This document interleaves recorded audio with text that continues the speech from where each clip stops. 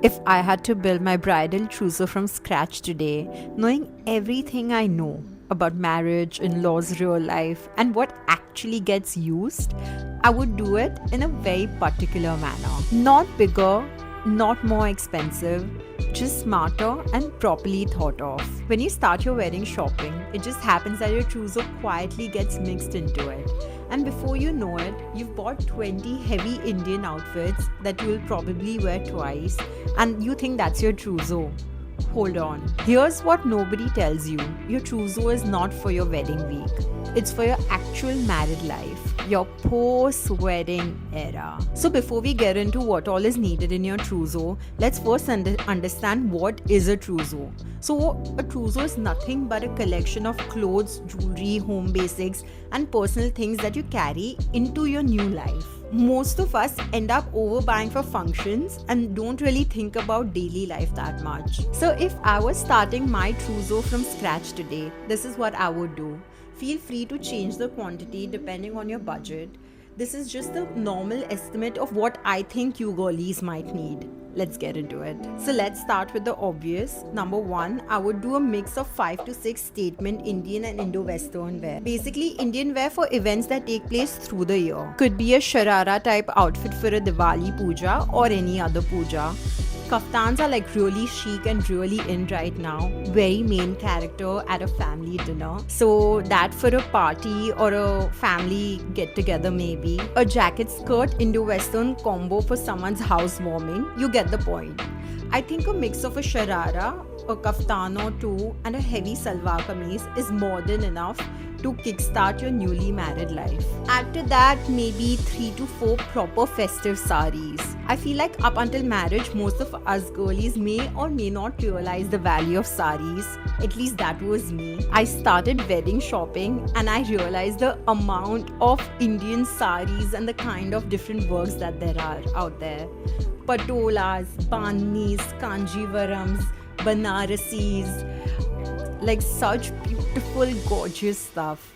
And I actually started loving the wifey energy it started giving me. So yeah, 3 to 4 saris keeping in mind different occasions would definitely be part of my trousseau. Modern Indian wear, most of us do end up wearing lot more western clothes. So if this is you, I'd add elevated western wear next. I absolutely love my dresses. Like you can see, I love my dresses. And I feel like maxi dresses are so cool if worn and styled well. So maybe 3 to 4 nice fancy maxi dresses is something I'd add. These can be worn for events, plans with friends, family, husband, or work related for that matter. You can wear it absolutely wherever you want, to be honest. Nykaa Fashion has some really nice maxi dresses, so check those out. I would also add another 3 to 4 short and midi dresses for date nights with my husband or like brunch with my girls. You can also add some classy quads and tops into the mix. Totally depends on what your style is. All you need is some good elevated occasion wear. All eyes are going to be on you and you are the new bride. So why not show up in main character energy, right? More than a particular brand, just make sure the stuff is dressy and on the fancier side. And at the end of the day, it's your style. So that's what matters. Coming to everyday wear, I bought a couple of new outfits to wear at home and basically elevated everyday wear. And it was the best thing I did for myself. You must be thinking elevated is my new, like, most favorite term or something. But honestly, if you saw me the way I was dressed before marriage at my mom's house, you'd think this girl doesn't give two shits about how she looks or what people think. I used to roam around in like those 100 rupee chaddis and some random t-shirt which I had at the back of my cupboard for like 5+ years. So yeah, I think this is somewhat of a change and a good one, I feel. I don't think, like after marriage especially, I don't think you want to roam around like that. There are like different people you'd be living with. It's the soft launch of your wifey era. So why not feel like a queen? So if I were a new bride, I'd invest in 2 quads 2 black pants. Bliss Club is really good for black pants. Super versatile. Can be worn for workouts, can be worn at home, whatever. 5 chill t-shirts and another 2 to 3 everyday kurtis. Of course, you can add more if you wear more like kurtis and more Indian wear at home, but you get the point. I love wearing maxi dresses, so a maxi or two for everyday wear at home. Jaipuri cotton maxis are like really nice, so check those out. You wanna feel put together while just being chill and comfy. So yeah. Coming to my favorite topic, intimate and loungewear. So before Shadi, like so many of us used to want all lacy stuff, and my mom used to be, at least my mom, I'm sure like some of your moms as well, she used to be like, oh, why do you need this double padded lacy bra, like while you're in the process of getting married? Moms are like, oh, you want to go to Victoria's Secret, like let's check that out. Anyway, you are gonna go on your honeymoon, and post marriage you do want to feel sexy for him, but more than for him, for yourself. Like this is your confident era. If you want to feel young, hot, confident, this is what I'd invest in. And yeah, like it is an investment. Like lingerie is so goddamn expensive. I'd get 2 lingerie sets for the bedroom. Think lacy, think rhinestones, think red, black, hot pink, whatever you're into. Basically not stuff that you'd wear every day, but it'll definitely give you comfort at night. You know what I mean? 2 to 3 everyday bras. I personally love Marks and Spencer and Uniqlo. H&M also has some decent good everyday wear, and you're gonna need your basics, and even if you have some like from before your wedding, it's okay to refresh. It just feels elite, so why not? 4 to 5 underwears to add into the mix. I love Westside for this. Westside has some really good stuff. Coming to high quality nightwear, I feel like this is the time you can get like 1 to 2 cute pajama sets.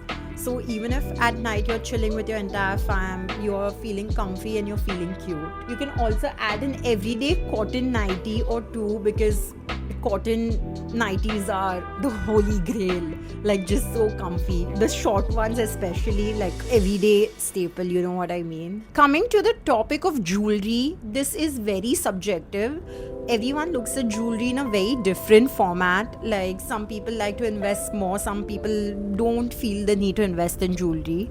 Of course, you have to go by what you're into.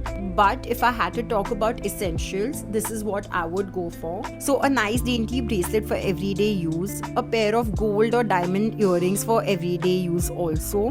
You can add a matching pendant, you know, on a thin chain, and that just completes the look. Of course, you're gonna have a Mangal Sutra. Most of us end up buying something which is small and dainty, which can be worn daily. I personally have not worn my Mangal Sutra, like I've worn it twice in the last year. So it depends. Like 1 gold set, like a proper nice gold set which you can wear with your Indian outfits. 1 diamond set which you can wear with your Indian outfits. And of course you'll be using this in your wedding as well. The truth is you'll be repeating all this jewelry a lot more than you'll be repeating your outfits. So ensure how much, whatever amount of jewelry that you buy, ensure that it's versatile, and so you can keep wearing it with different stuff. Don't go for like extreme designs which look good only with certain things. Okay, coming to the next category, it is the underrated category, things that we really don't think about, things that get lost during the rest of the wedding shopping. So number 1 is footwear. I'm just gonna quickly go through it. You need a neutral heel, something nude, beige or gold that can go with most outfits. This will be your safest, most repeated event shoe. Go for platforms, go for wedges, something that your feet will thank you for. Then you need another festive heel, something sparkly, something embroidered, looks gorgeous. A good pair of flats is something that I would recommend. 1 house slippers, a pair of sports shoes. So you'd be going on your honeymoon, and chances are that you might be doing a lot of walking there, and in general you might be traveling a lot, or even at home. I'm sure you have a good pair of sports shoes, but if you don't, this is your time to get it. Lastly, of course, everyday wear, whatever suits your boat, but you need a good pair of everyday wear. If yours are worn out, just like buy a new one. Another underrated category is your self-care kit. I feel like all of us do have our skincare, we have our hair care, all of that, we do have it. But whatever your routine is, just get like fresh bottles of that, because when you move into your new house, you want everything there for you, and it just starts your life on a very good note. So that is something that you'd like to have. Shampoo, hair mask, conditioner, body wash, skin creams, hair serum, face serum, whatever it is, all of it. Just make sure that you have all of it. A signature perfume would be good, something that smells like you and gives you comfort. And if you have a sibling, you can bully them into making you buy another one. So, princess treatment all the way, baby. A vanity organizer, so your things have like a proper place and you are not kind of all over the place, things are not scattered. Organized Charmy feels like regulated Charmy. Coming to makeup, maybe till now you use mostly drugstore brands like L'Oreal, Maybelline. Maybe you've indulged a bit, but this is a pretty good time to indulge. I personally bought a lot of Charlotte Tilbury products around this time when I was getting married. A lot of Charlotte Tilbury, Fenty Beauty, MAC, whatever suits your boat.